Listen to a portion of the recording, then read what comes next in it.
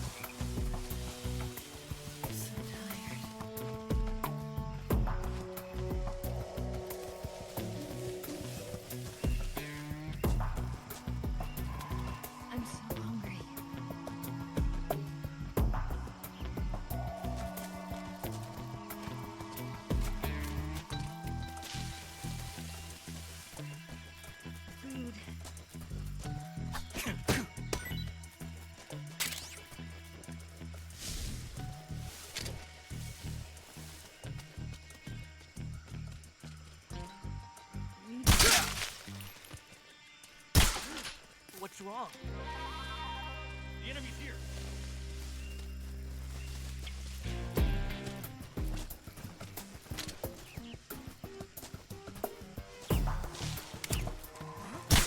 Who's that?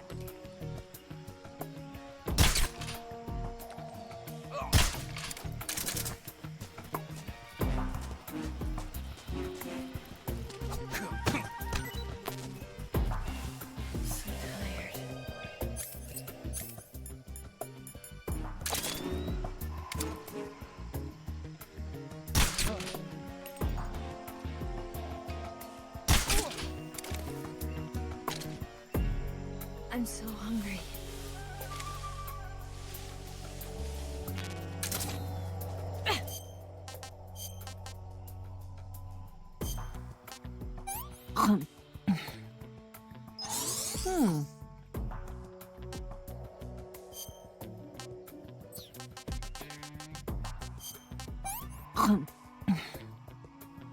This tastes like crap.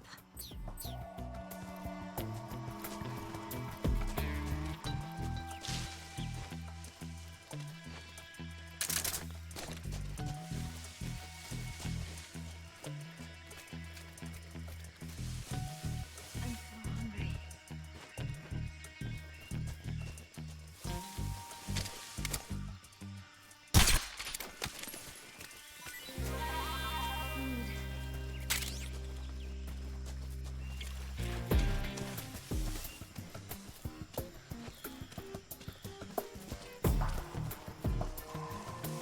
Need to rest.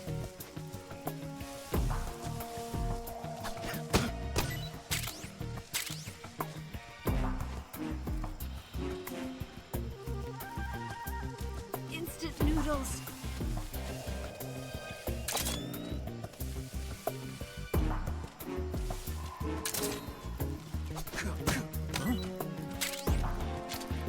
I need food. Oh, damn.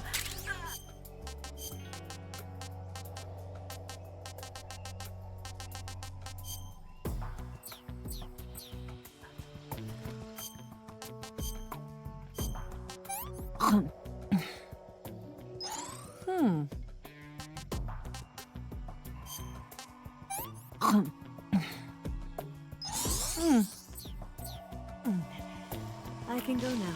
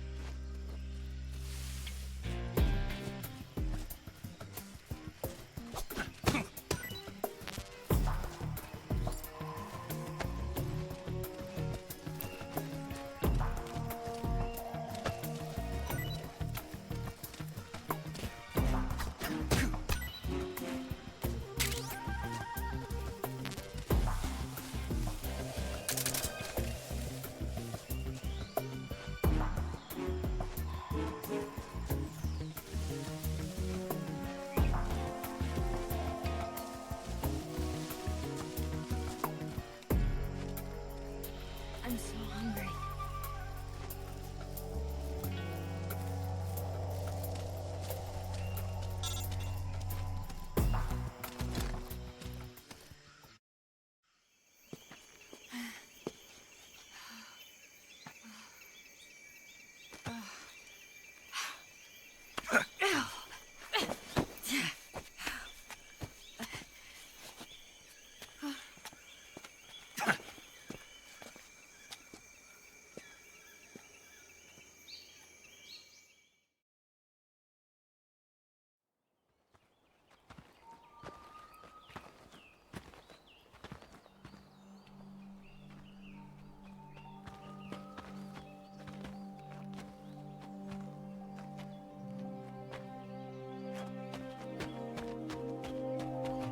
Come on, Snake.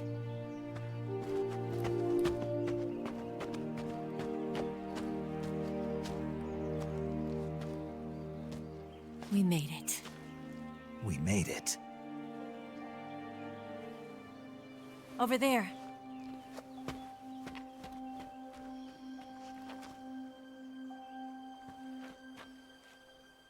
It's the boss, isn't it? I'll go get the wig ready to take off. Right. I'll leave you two alone. But come back in one piece, okay?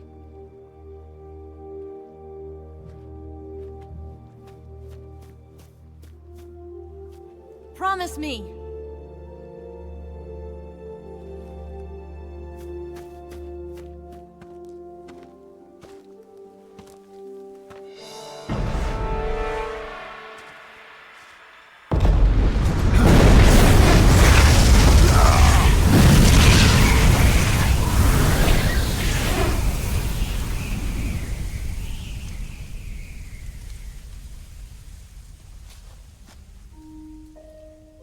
Life's end. Isn't it beautiful? It's almost tragic. When life ends, it gives off a final lingering aroma. Light is but a farewell gift from the darkness to those on their way to die. I've been waiting, Snake, for a long time. Waiting for your birth, your growth, and the finality of today. Boss. Why are you doing this? Why? To make the world one again. The world used to be whole. But with the end of the Second World War, the philosophers began to fight amongst themselves, and the world was torn apart. The Cobras, my comrades who trained and fought alongside me, were torn apart as well. The foibles of politics and the march of time can turn friends into enemies just as easily as the wind changes. Ridiculous, isn't it? Yesterday's ally becomes today's opposition. And this Cold War? Think back. When I was leading the Cobras, America and Russia were fighting together. Now, consider whether America and Russia will still be enemies in the 21st century. Somehow I doubt it. Enemies change along with the times, the flow of the ages, and we soldiers are forced to play along. I didn't raise you and shape you into the man you are today just so we could face each other in battle. A soldier's skills aren't meant to be used to hurt friends. So then what is an enemy? Is there such a thing as an absolute timeless enemy? There is no such thing, and never has been. And the reason is that our enemies are human beings like us. They can only be our enemies in relative terms. The world must be made whole again. The philosophers must be reunited. I will devote my skills to that purpose. And with the Colonel's money, I will achieve that end. Just as I once created the Cobras. They are my family. I may no longer be able to bear children, but I still have a family. It was November 1st, 1951. I was in the Nevada desert participating in atomic testing. The name Nevada is derived from Spanish, covered in snow, white as snow. And snow is exactly what I saw in that Nevada desert. It froze my blood white. Snake, you were an atomic test subject, weren't you? On Bikini Atoll. That's part of the reason I was drawn to you. You and I are alike. We're both slowly being eaten away by the karma of others. We'll never have the chance to die peacefully of old age. We have no tomorrow. But we can still have hope for the future. In 1960, I saw a vision of the ideal future from space. 3 years earlier, the Soviet Union had succeeded in launching Sputnik, the first man-made satellite in history, into orbit. This came as a huge shock to the United States. In response, America threw everything it had into its own manned spaceflight project, the Mercury program. Even as the Soviets seemed poised to send their first man into space, America was still experimenting with chimpanzees and rockets. The government wanted human data, so they secretly decided to send a human being into space. I was the one they chose. At the time, they didn't have the technology to block out cosmic rays, and whoever they sent up would inevitably be exposed to heavy radiation. That's why they chose me. After all, I'd already been irradiated once. Of course, you won't find any of this in the history books. I could see the planet as it appeared from space. That's when it finally hit me. Space exploration is nothing but another game in the power struggle between the US and the USSR. Politics, economics, the arms race, they're all just arenas for meaningless competition. I'm sure you can see that, but the Earth itself has no boundaries. No East, no West, no Cold War. And the irony of it is, the United States and the Soviet Union are spending billions on their space programs and the missile race, only to arrive at the same conclusion. In the 21st century, everyone will be able to see that we are all just inhabitants of a little celestial body called Earth. A world without communism or capitalism, that is the world I wanted to see. But reality continued to betray me.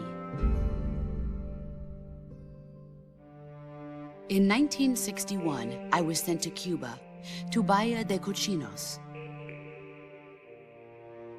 It was part of a CIA-sponsored invasion under the guise of taking Cuban exiles back to their country.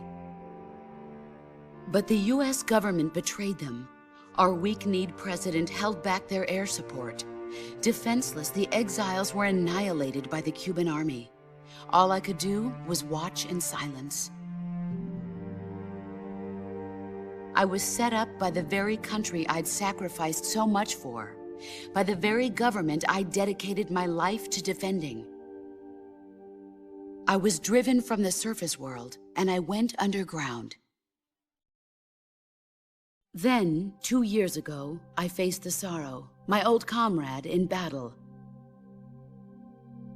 He was my friend. But one of us had to die. I was left with no choice. The sorrow gave his life for me. There is no enmity between us. One must live, and one must die. That was the mission. The ones who gave me that mission were the philosophers. Early in the 20th century, the true holders of power in the United States, the Republic of China, and the newly formed Soviet Union gathered together in a secret meeting that would later be known as the Wise Men's Committee. The secret pact they formed there marked the beginning of the philosophers. But the last of the original members died in the 1930s. After that, the organization began to run out of control, and the Wise Men's Committee degenerated into a mere shell of its former self. The philosophers of today have no sense of good or evil. Their influence extends to countries and organizations involved in every aspect of every war. They have become war itself. That's how they operate. The sacrifices of war cause a shift in the times. This shift leads to renewed conflict, and in turn triggers the next war. Like a nuclear chain reaction, each conflict sparks countless others, forming an endless spiral that will continue on for eternity. Do you understand what I'm saying, Snake? By consuming me and you, the philosophers intend to keep that cycle going forever. It was my father who explained all of this to me. He was one of them. You see, I am the last remaining child of the philosophers. But after he revealed the truth, my father was killed by that same shapeless, formless organization. And my father isn't the only thing the philosophers have taken from me. In June of 1944, the Cobras and I took part in the landing at Normandy. We'd been given a top-secret mission to locate and destroy enemy V-2 rocket installations. I was pregnant at the time. The sorrow was the father. I gave birth on the field of battle. A beautiful baby boy. But my child was snatched away from me by the philosophers.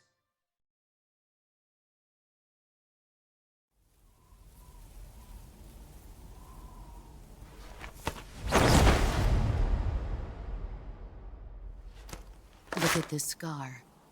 This is proof that I was once a mother. I gave up my body and my child for my country. There is nothing left inside me now. Nothing at all. No hatred, not even regret. And yet sometimes at night, I can still feel the pain creeping up inside me, slithering through my body like a snake.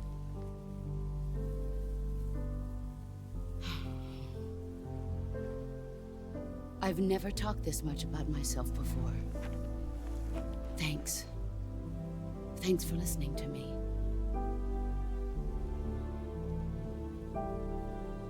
I feel content. Snake? Commence the operation. I raised you. I loved you. I've given you weapons, taught you techniques, endowed you with knowledge. There is nothing more for me to give you. All that's left for you to take is my life, by your own hand. One must die, and one must live. No victory, no defeat. The survivor will carry on the fight. It is our destiny. The one who survives will inherit the title of boss. And the one who inherits the title of boss will face an existence of endless battle. I'll give you 10 minutes.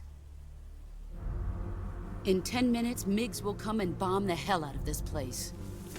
If you can beat me in less than 10 minutes, you'll be able to escape in time. Let's make this the greatest 10 minutes of our lives, Jack. Boss. You're a soldier.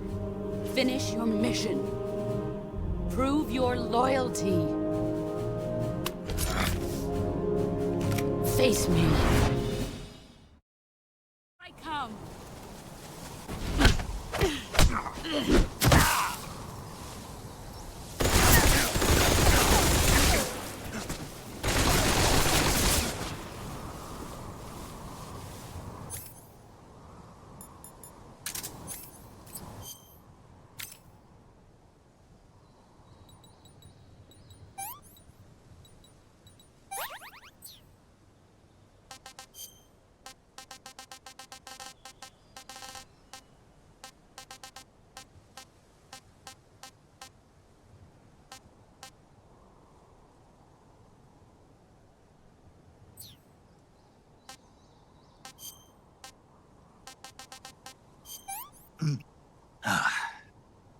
What is this?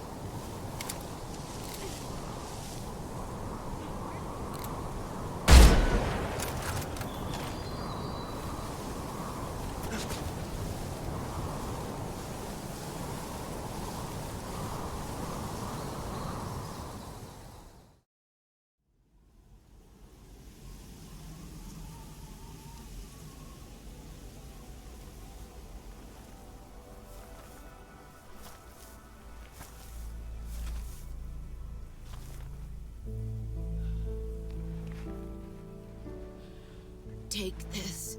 Keep it safe.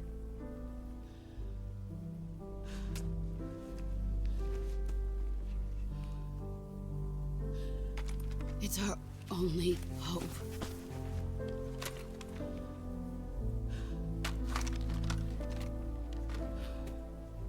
A patriot? Why are you giving me this? Jack. Or should I say, Snake. You're a wonderful man. Kill me. Kill me now. Do it.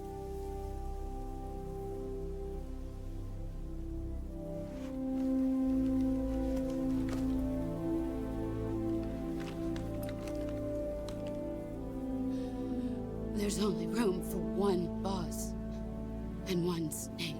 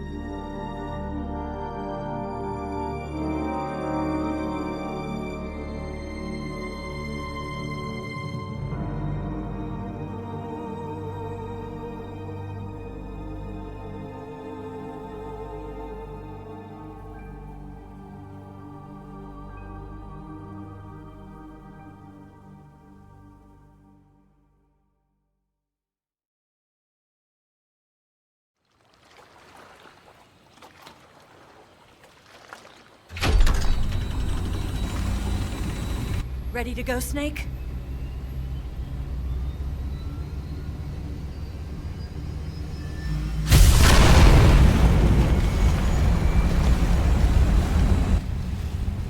Are you okay? Snake? Yeah.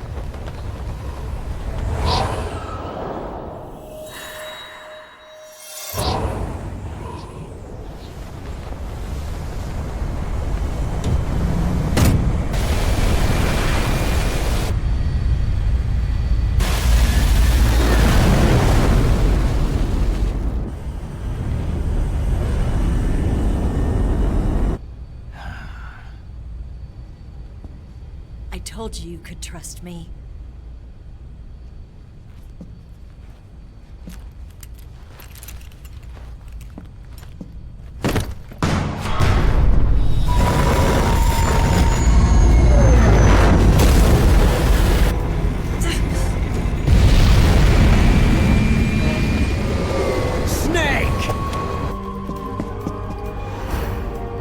Ocelot! We're not done yet!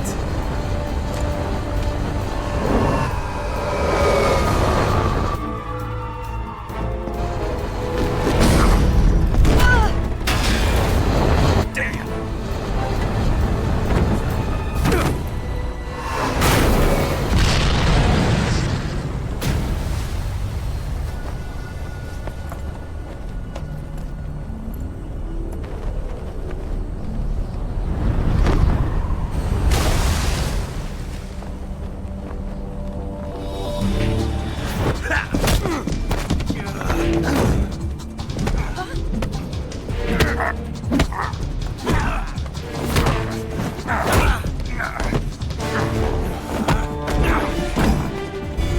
Too heavy!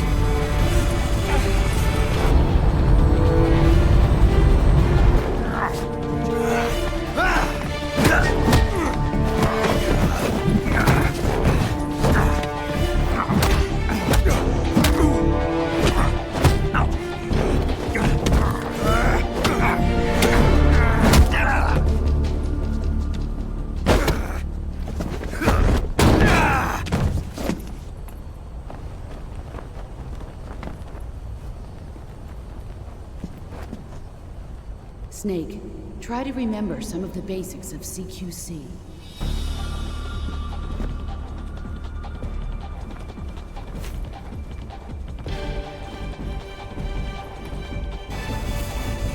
Not good!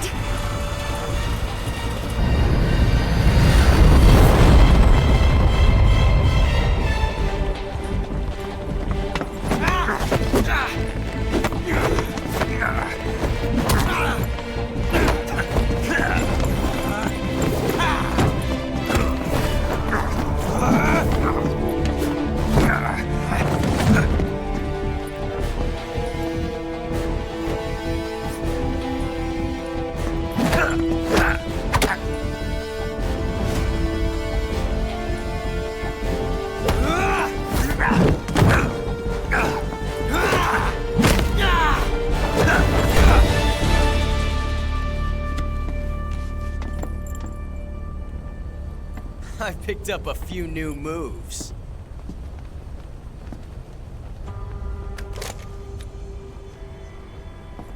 Huh.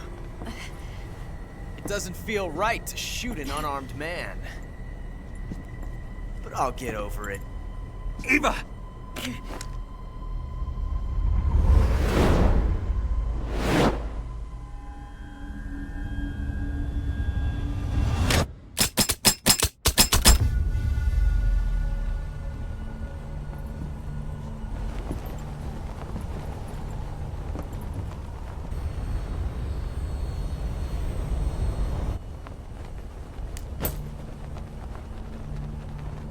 What do you say to one last showdown?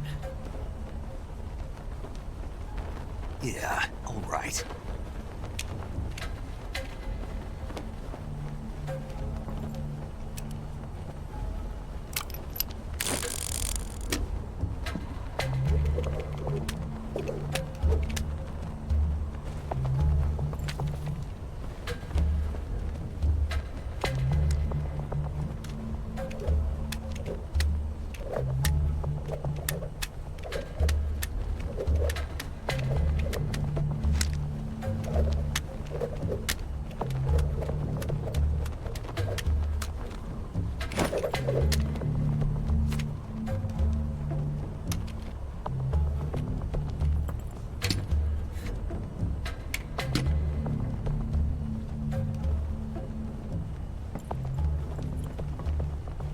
What's your name?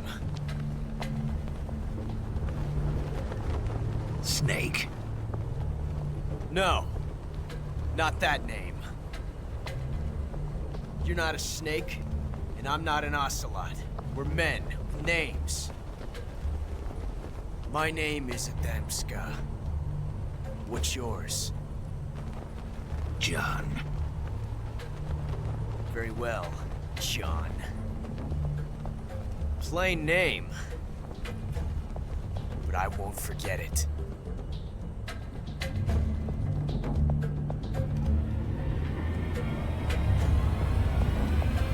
Come on!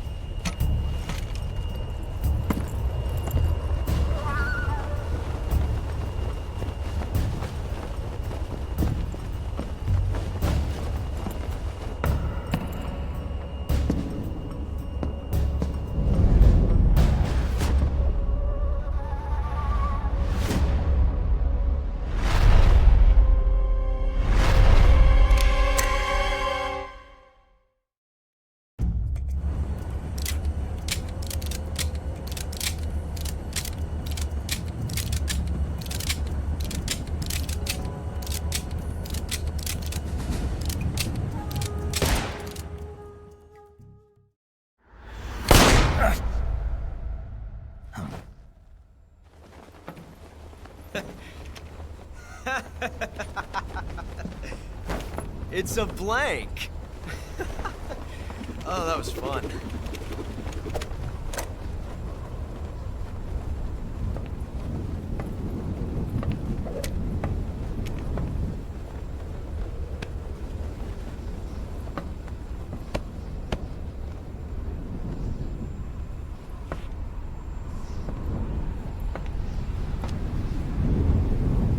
Until we meet again, John.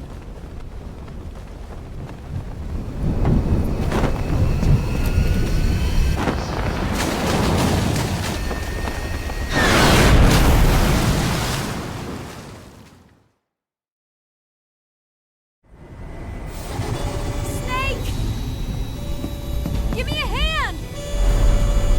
Pull!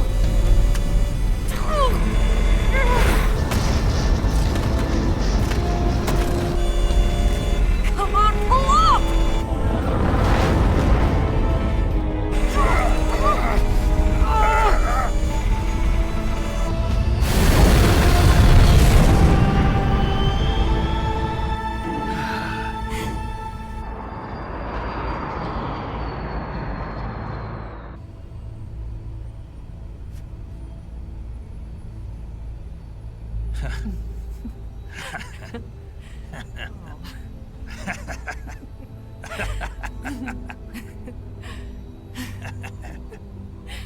We made it. Yeah, we sure did.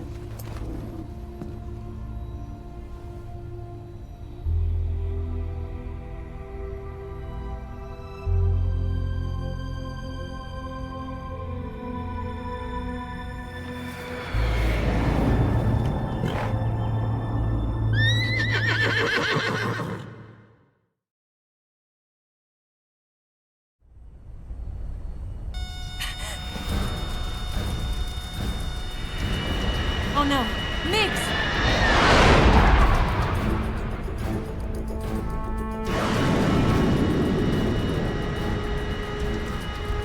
There's no way out! What are we gonna do? We've come too far to let them stop us now. Those things have got to be armed. It's no use. There's no way we can outmaneuver them.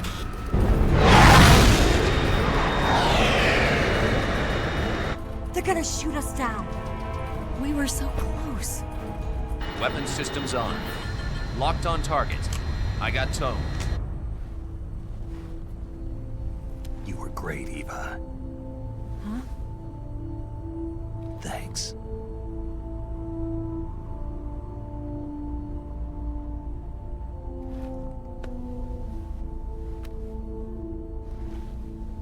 Oak 19, this is Control. Stand by for a direct order from the chairman. Oak 19, return to base immediately. Do you read me? This is a direct order from Comrade Khrushchev. Return to base immediately. Oak 19, do you copy? Understood. Aborting mission. RTB. Look! The MiGs are turning back! Woo!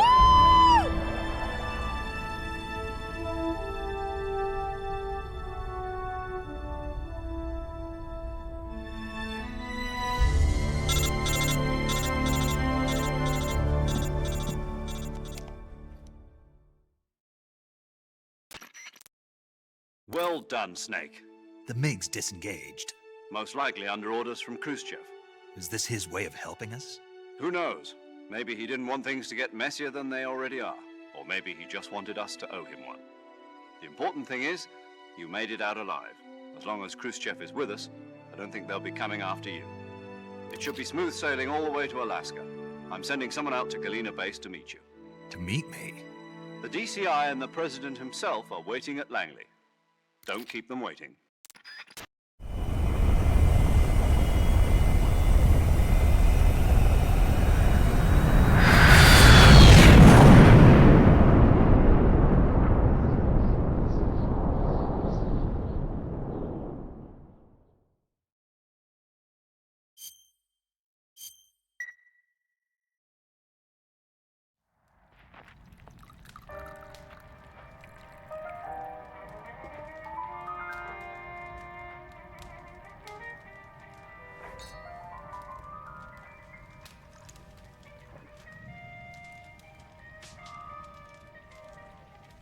So what are you going to do now? Go back to the KGB? What do you want me to do? Did you ever think about coming back to America? I can't go back. I've left America behind me. But you saved this country. I didn't do it alone.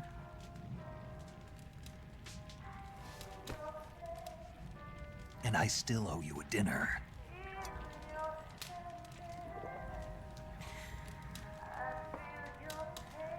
Is that part of your mission too? Or is it an order? Or is it an invitation?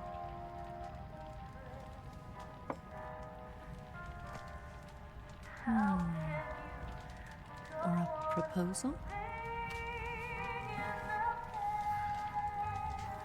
I don't take orders from anyone now.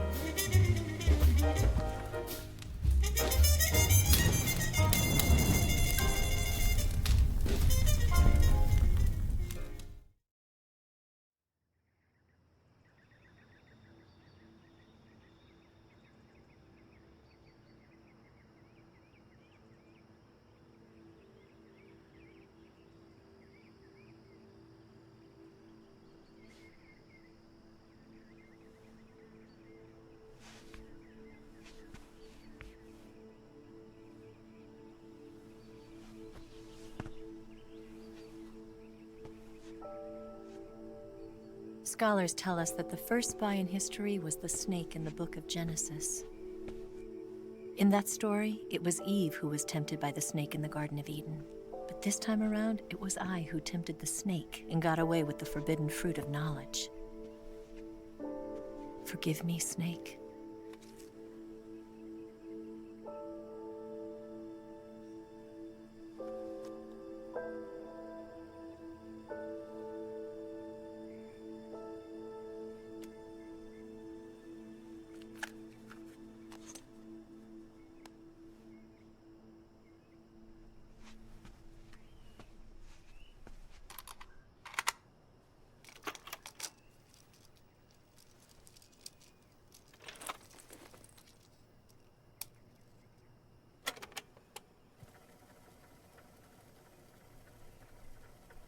Good morning, Snake. I hope you slept well. First of all, I have to apologize. I wasn't sent by Khrushchev. I'm not a KGB spy, and I never worked for the NSA. I'm an agent of the People's Republic of China for the General HQ 2nd Department of the People's Liberation Army. It was all a lie.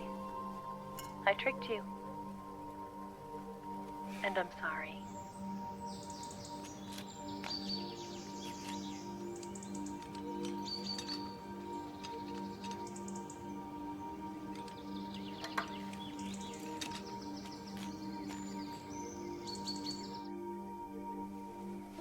The philosophers still exist in China, too. You see, my mission was to find out where Volgin was hiding the philosopher's legacy and steal it. So I infiltrated his base as a KGB spy. The 2 NSA codebreakers who defected in 1960 were actually both men. The real Adam never showed up at the meeting place, saving me the trouble of having to eliminate him. I sneaked in by pretending I was Eva. And you and Sokolov and Volgin, you all believed me. The philosopher's legacy was originally held in common between the US, Soviet Union, and China. We couldn't let the Russians and the Americans take it all for themselves. The Chinese government had its eye on the legacy, too. I got the film containing the legacy, and also the nuclear missile launch data from the Shagohod. 5 years ago, the Soviet Union stopped supplying us with nuclear weapons technology. Since then, China's Liaodong easing, hydrogen bomb, and space rocket projects have fallen behind. But with this data, our country will be able to develop its own nukes. We'll create a deterrent force to rival those of the US and Soviet Union. Everything has gone according to plan, thanks to your help. I too am one of the philosophers. I'm an agent of the philosophers, a graduate of one of their charm schools. I was raised in a joint US-Soviet-Chinese facility to become a sleeper agent. This was before the war. Back then, they were collecting children from all over the world. As a result, I'm indistinguishable from a native-born American. So it didn't surprise me when you and Volgin couldn't tell the difference. But she knew right from the beginning. She knew because before the war, she was at one of the philosopher's schools too, as an instructor. The boss was the only one I couldn't fool. She was the only one who knew I was a fake. She told me everything. Why did she open her heart to me like that? At the time, I couldn't understand it. But now, I think I do. Snake. She wanted you to know the truth. She chose me to tell you. That's why she saved my life. I've lied to you so many times, but not this time. My orders from the government were to obtain the legacy and to eliminate everyone who knew the truth about what happened. In other words, I'm supposed to kill you.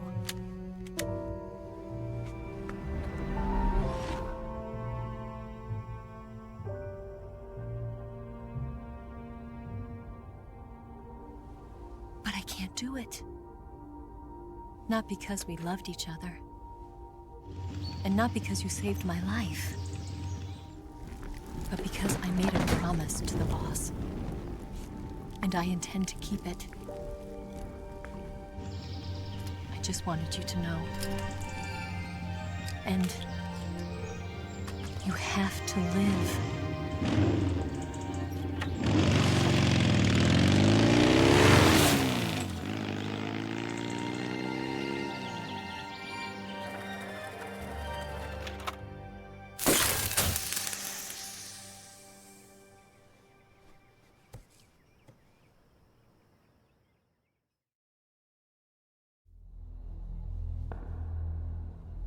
Snake, Listen to me. She didn't betray the United States. No. Far from it. She was a hero who died for her country. She carried out her mission knowing full well what was going to happen. Self-sacrifice. Because that was her duty.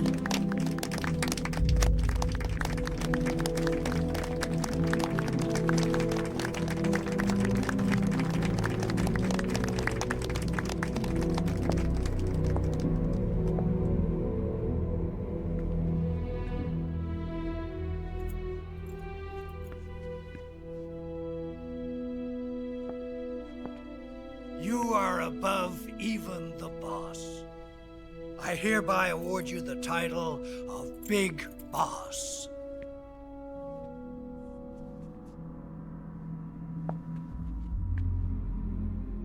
You are a true patriot.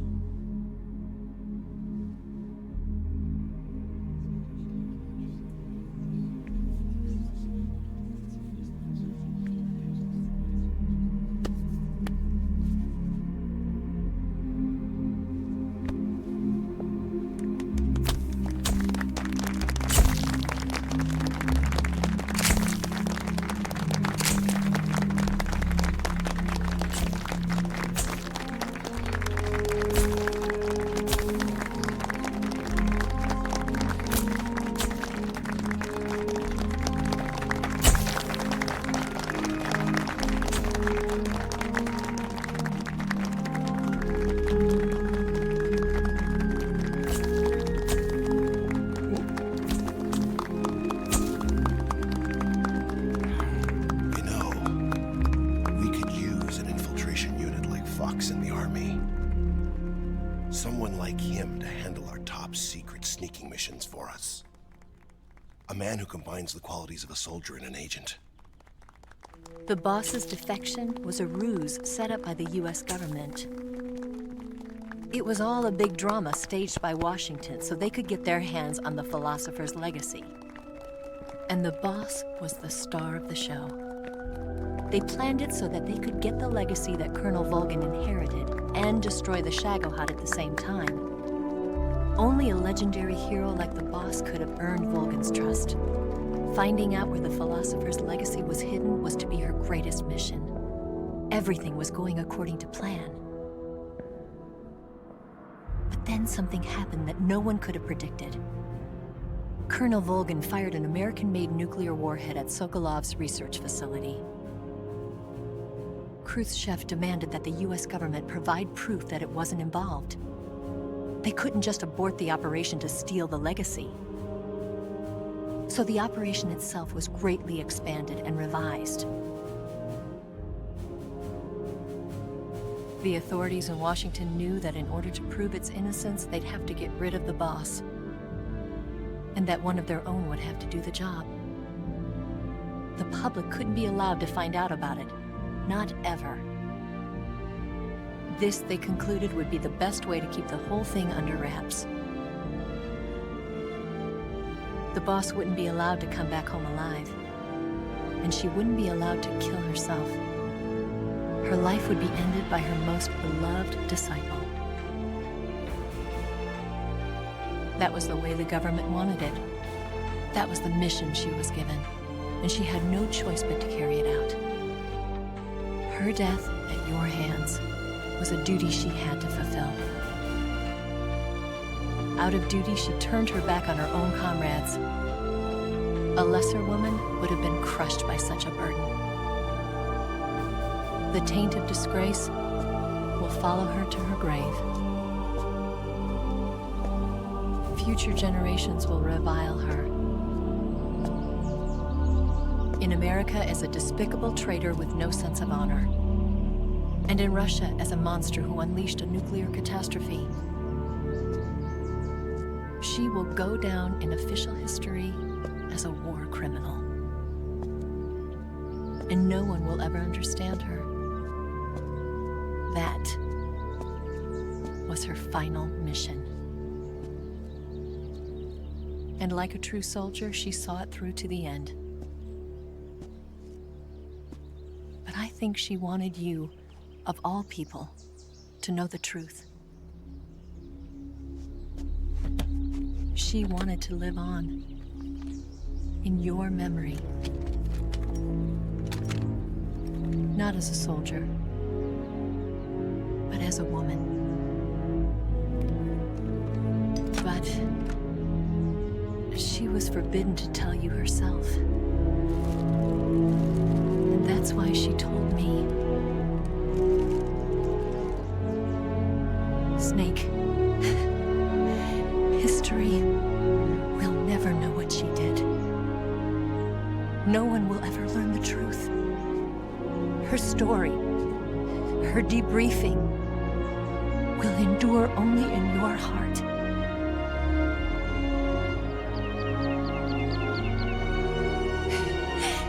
Everything she did for her country. She sacrificed her life and her honor for her native land. She was a real hero. She was a true patriot.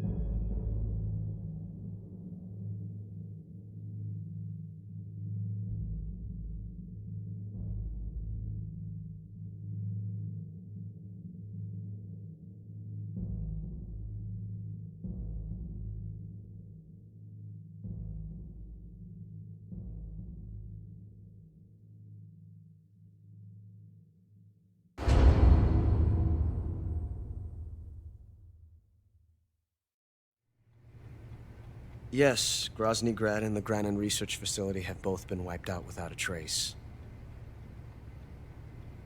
I understand, sir, but they were necessary sacrifices. Yes, the CIA has taken care of the boss themselves. I believe the White House will be satisfied. Khrushchev is finished. Your time has finally arrived. Yes, the American president is relying on us to keep a lid on the whole affair. We've got him by the balls. It should make a valuable trump card in future negotiations. Yes, Chief Director, of course. I'll keep the KGB informed.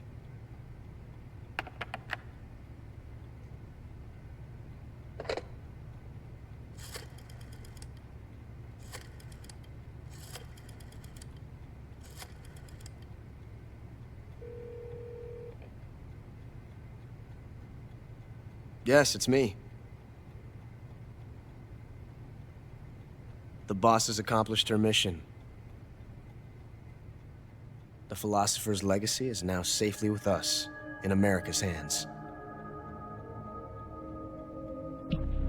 With this money, yes, the philosophers can finally be revived.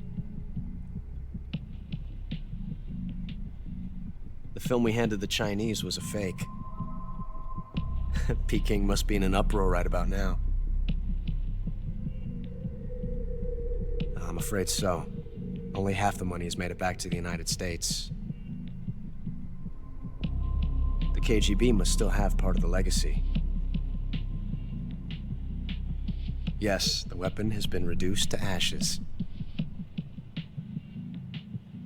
That's right. Grozny Grad has been obliterated by the Davy Crockett we brought in as well. Yes, that was the boss's work too.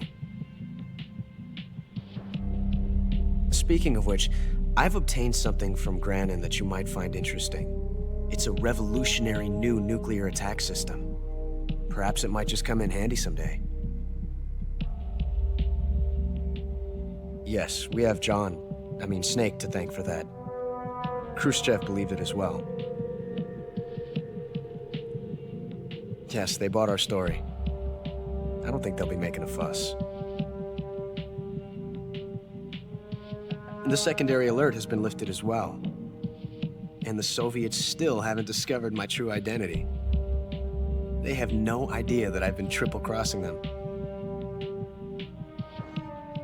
I will continue my activities as a contact for the new government.